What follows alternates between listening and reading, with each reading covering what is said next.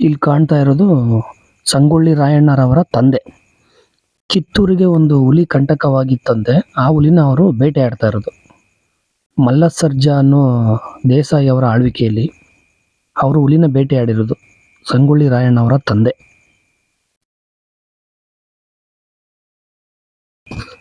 ಇದು ಸಂಗೊಳ್ಳಿಯ ರೋಗಣ್ಣ ಅನ್ನೋರ ಮನೆ. ಇವರು ನಾಟಿ ವೈದ್ಯಕ್ಕೆ ತುಂಬಾ ಫೇಮಸ್ ಆಗಿದ್ರಂತೆ ಆಗಿನ ಕಾಲದಲ್ಲಿ. ಇದು ಅವ್ರ ಮನೆ, ರೋಗಣ್ಣ ಅನ್ನೋರ ಮನೆ.